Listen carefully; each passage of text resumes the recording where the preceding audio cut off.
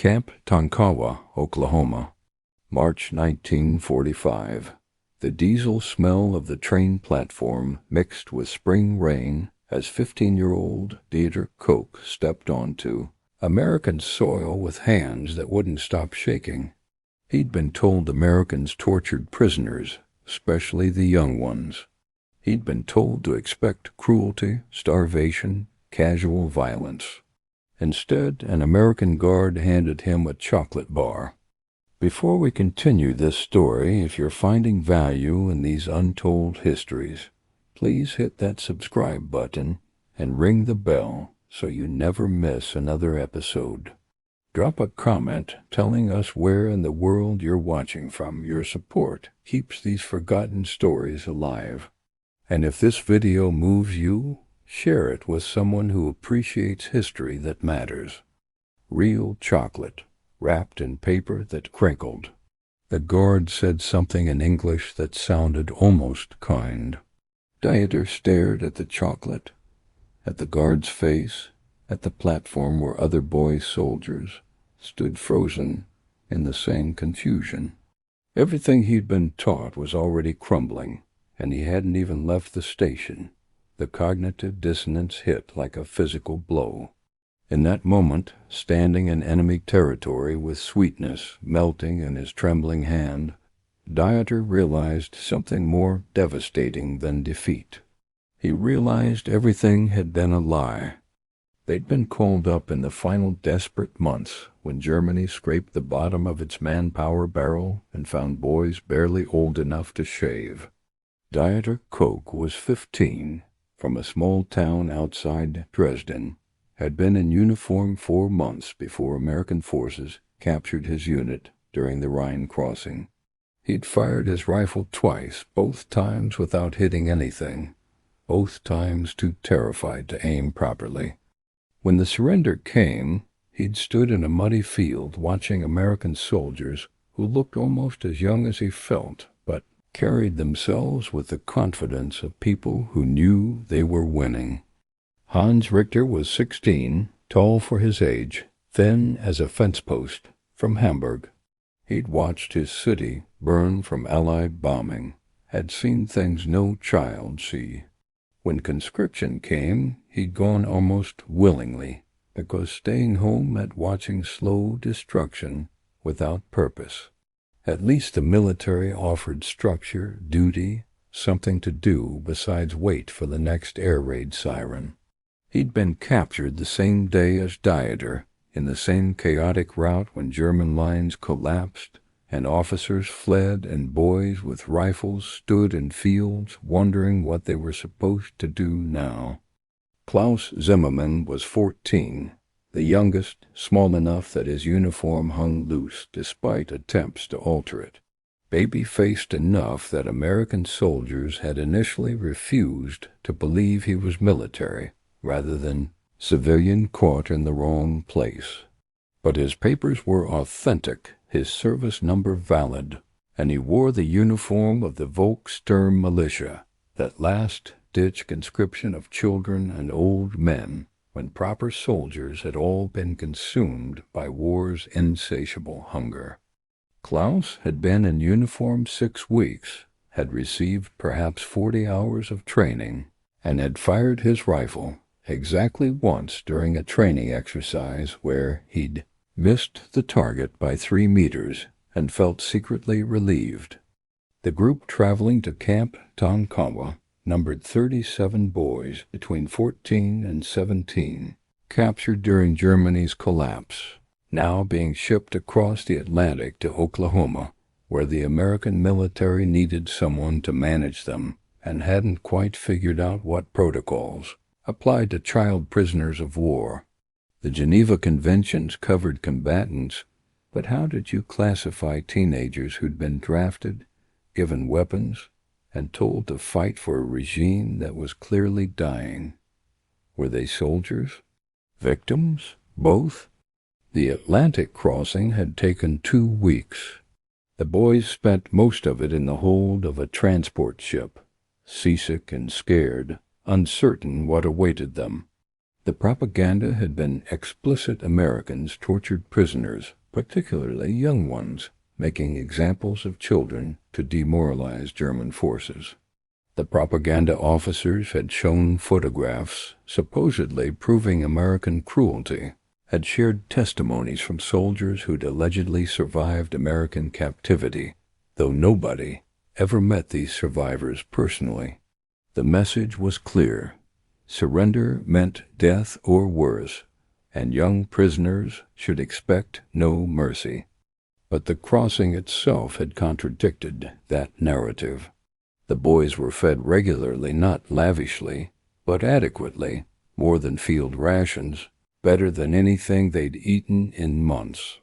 American guards were professional, bored even, treating child prisoners more like inconvenient cargo than hated enemies. When Klaus got violently seasick, an American medic treated him with the same care he'd show anyone, giving him medicine that helped, checking on him twice daily, showing no sign of the cruelty propaganda had promised. The train from New York to Oklahoma had taken 3 days, crossing a continent so vast it made Germany seem like a garden plot. Dieter had pressed his face to the window whenever possible, watching America unfold cities that hadn't been bombed, farms that looked prosperous, civilians who moved without the constant fear that had characterized German life for years. The cognitive dissonance was immediate and overwhelming. This was the enemy, the nation they'd been told was weak and decadent. Yet everything visible suggested strength and abundance beyond anything propaganda had prepared them for. The platform at Tonkawa materialized from morning mist like something from a dream. Small town, single-story buildings, water tower visible against flat Oklahoma sky. Everything painted in colors that seemed too bright after years of German gray. The boys descended from the train in uncertain clusters, military discipline forgotten in confusion and fear. Just teenagers in ill-fitting uniforms wondering what happened next. Captain James Morrison stood at the platform with his staff, watching the boys arrive. He was 38, had 2 sons roughly the same age as these prisoners, and felt profoundly uncomfortable about the whole situation. Their children, he'd told his superiors when informed he'd be receiving juvenile POWs. The response had been bureaucratic. Their enemy combatants who wore uniforms and carried weapons treat them according to Geneva Conventions and use judgment about age-appropriate accommodations. Morrison had requested clarification about what age-appropriate meant for 15-year-old prisoners of war. No clarification had arrived, so he'd made his own decisions. The boys would be housed separately from adult prisoners. They'd attend educational classes. They'd receive adequate nutrition and medical care. They'd be treated firmly but not harshly, with recognition that children forced into military service deserve different handling than career soldiers who'd chosen warfare. The chocolate bar moment wasn't planned. It was improvisation by Sergeant Davis, a farm boy from Kansas who'd been instructed to help with intake processing. He'd seen the boys descend from the train, seen their terror poorly masked by attempts at military bearing, and remembered his own teenage brothers back home. He'd reached into his pocket, found a Hershey bar he'd been saving, and handed it to the first boy off the train, Diet or Coke, whose hand shook so badly he almost dropped it. Dieter stared at the chocolate as if it might be explosive. American guards didn't distribute chocolate. That was madness. That was propaganda in reverse. That was either kindness so unexpected it felt dangerous, or a trap so sophisticated he couldn't detect the mechanism. He looked at Sergeant Davis, at the other boys crowding behind him, at the chocolate bar melting slightly in his trembling hand. Finally, Hans whispered in German, Either it's safe or it's poisoned, and we die. But at least we die having tasted chocolate. Dieter tore the wrapper and bit down. Sweetness flooded his mouth-reel chocolate, not ersatz. For a moment he remembered life before the war. He waited for poison symptoms that never came. The American Guard only smiled, offering simple kindness.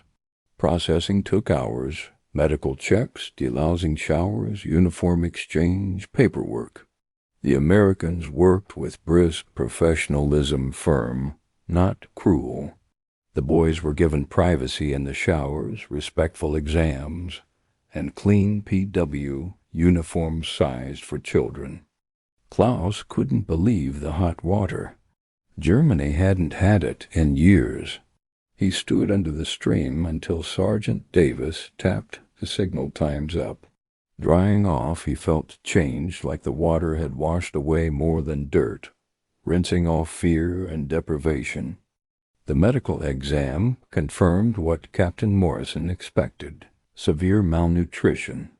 Dr. Elizabeth Parker recorded their stark measurements: Dieter at 98 pounds, Hans at 105, Klaus at 84. All were exhausted, vitamin-depleted, carrying untreated injuries. Her notes would later support reports on Germany's collapsing final months and the starving children it sent to war. Their meal came in a separate dining area for miners. They sat quietly as cooks served beef stew, bread with butter, green beans, and cold white milk that tasted like a childhood they barely remembered. Dieter ate slowly, his stomach protesting rich food after months of deprivation, his mind unable to process the contradiction between propaganda promises and present reality. He'd been told Americans starved prisoners, yet here was abundance. He'd been told Americans tortured children, yet here was mercy. He'd been told Americans were weak and cruel, yet here was strength expressed through restraint and cruelty, absent despite every justification for it. Hans ate mechanically, his tall frame needing calories, even as his mind struggled to accept their source. He kept thinking about propaganda sessions where officers had shown photographs of American prisoner camps where starvation and torture were presented as documented fact. But those photographs had been grainy, unclear, possibly fabricated. This meal was concrete, undeniable, real. If propaganda had lied about this, what else had been lies? Klaus couldn't finish his portion. His shrunken stomach simply couldn't accommodate food his body desperately needed. He sat staring at half-eaten stew, feeling tears prick his eyes because wasting food felt like sign, because abundance felt like punishment after years of scarcity, because kindness from enemies hurt worse than cruelty would have. An American cook noticed, came over, said something gentle in English, and wrapped the remaining food for Klaus to have later. The gesture was small but overwhelming recognition that prisoners were human, that children needed care, that even enemies deserved basic compassion. The living quarters were simple but clean wooden barracks with bunks, thin mattresses, lockers for personal items they didn't have. The windows had bars but also screens against insects, suggesting concern for prisoner comfort beyond minimum security requirements. The floors were swept, the walls painted, and someone had hung a bulletin board with camp rules translated into German, acknowledging that prisoners needed to understand expectations rather than just be punished for violations. Captain Morrison addressed them through a translator, a German-speaking American corporal who'd grown up in Milwaukee's German community. The captain's message was straightforward. You're prisoners of war under Geneva Convention protection. You'll be treated fairly but firmly. You'll attend school, perform light work duties, receive adequate food and medical care. The war is essentially over. Germany is defeated. Your job now is to survive, maintain your health, prepare for eventual repatriation to whatever Germany becomes after reconstruction. The words landed like physical blows. Germany is defeated. None of the boys had fully accepted that reality despite the evidence. Surrender had been an individual act, their units' collapse rather than national catastrophe. But hearing it stated plainly by an American officer made it undeniable. The regime they'd been told was invincible had lost. The victory they'd been promised was myth. Everything they'd sacrificed, childhood, innocence, normalcy, had been for nothing. Dieter felt anger flash hot in his chest. Not at the Americans, surprisingly, but at the regime that had lied to them, that had sent children to war, that had promised victory while planning nothing but prolonged dying. He looked around the barracks at other boys showing similar emotional cascades, and wondered how many felt the same fury at being betrayed by their own leadership more completely than they'd been defeated by enemies. That evening, lying on his bunk in an American prison barracks in Oklahoma, Dieter tried to process the day. He'd expected beatings and received chocolate. He'd expected starvation and received beef stew. He'd expected torture and received medical care. Every expectation based on propaganda had been wrong. The Americans weren't savages. They were professional soldiers following rules, showing mercy despite having every reason for vengeance. Hans climbed into the bunk above Dieter and whispered in the darkness, "Do you think they're really like this, the Americans, or did we just get lucky with these particular guards?" Dieter considered before responding, "I think maybe we've been lied to about everything. Maybe American cruelty was propaganda. Maybe our invincibility was propaganda. Maybe all of it was lies." Klaus, in a nearby bunk, was crying quietly, not from fear or pain, but from emotional overload, from relief and grief and confusion, all mixed together into something impossible to untangle. He was 14 years old, 3,000 miles from home, a prisoner of war in a country he'd been taught to hate. And the hardest part wasn't captivity. It was realizing that enemies were treating him better than his own regime had, that strangers were showing more care than leaders who'd claimed to be protecting him. Morning came with an Oklahoma sunrise and unexpected news the boys would attend school. Not labor or punishment, but real classes. Captain Morrison believed child POWs needed education more than work, so he organized lessons in English, math, history, and geography. The school was a converted storage building with desks, chalkboards, and maps showing a Germany they barely recognized, divided, occupied, altered. Their teacher, Mrs. Sarah Thompson, a local woman with a son fighting in the Pacific, volunteered out of duty and because she saw them as children, not enemies. She began with simple English. "Good morning," she said, prompting them to repeat. Their accents were thick, but she stayed patient. Slowly, they practiced a greeting that felt separate from war. Dieter, surprised, felt something like normal student life returning. Hans resisted, burdened by experience, yet eventually found himself participating despite himself.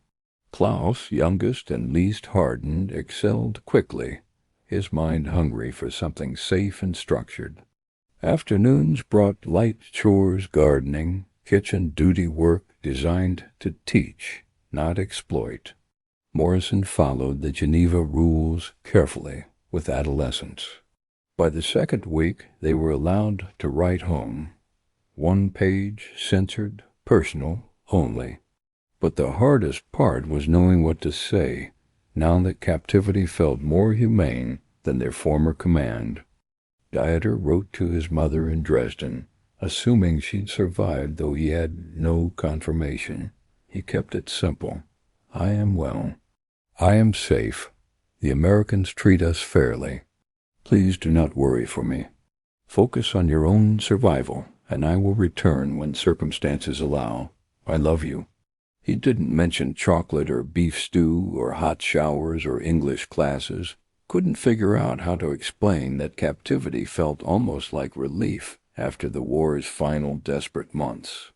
December 1945 brought the first Christmas in captivity, and the camp administration organized celebrations that exceeded anything the boys expected. A tree was erected in their barracks, decorated with handmade ornaments the boys created in craft sessions. Mrs. Thompson organized carol singing in German, allowing them to maintain cultural traditions without ideological content. The camp chaplain conducted services that were Christian rather than political, focused on hope and peace rather than nationalism or revenge. The Christmas meal was extraordinary: turkey, mashed potatoes, vegetables, pie for dessert, portions generous enough that some boys couldn't finish. Captain Morrison addressed them before eating, his words translated carefully. Today we celebrate hope. The war has ended. The dying has stopped. You boys survived when many didn't. You have futures ahead of you, opportunities to rebuild lives and contribute to a better world. This meal is recognition that you're more than prisoners. You're young men who deserve a chance to become who you were meant to be. Dieter felt tears sting his eyes during that speech. His father had died on the Eastern Front 3 years earlier. His older brother had been lost at sea when his U-boat disappeared. He'd been conscripted at 15, had fought in a war he didn't understand for causes that were revealed as false. And now he sat in enemy captivity eating Christmas dinner while an American captain told him he had a future worth hoping for. That evening, the boys gathered in their barracks and sang German carols, Still Not, old Tannenbaum melodies older than the regime that had shaped them. American guards listened outside, some softly joining in with English versions, a brief moment where music bridged what politics had divided.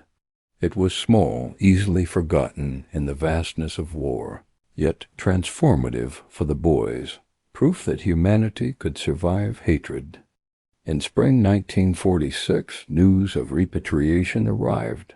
The boys would return home gradually, as logistics allowed some to families, some to reconstruction programs, all to a Germany changed beyond recognition. Dieter learned he would sail in the first group. He felt torn, eager to return, afraid of what waited, grateful for a captivity that had educated more than punished. On his last day, Captain Morrison handed him a reference letter praising his work and urging him to use what he'd learned to rebuild a better Germany. Dieter, speaking careful English, thanked him for mercy and dignity shown when vengeance would have been easier. In May, Dieter sailed from New York with hundreds of other POWs, watching America fade while thinking of chocolate bars, English classes, and small kindnesses that had dismantled years of propaganda. Klaus returned to his family later that year, welcomed with tears and disbelief that Americans had treated a 14-year-old enemy with compassion. Dieter lived until 2007, becoming a civil engineer who helped rebuild Dresden. Among his belongings, his children found the preserved Hershey wrapper from his first day in America, along with an unsent letter thanking Captain Morrison for teaching him that victory need not be cruel. Camp Tonkawa closed in 1946, its buildings fading, but its legacy survived in men who learned that enemies could choose decency. Today, that fragile wrapper sits in a museum, a reminder that mercy, not ideology, can shape futures.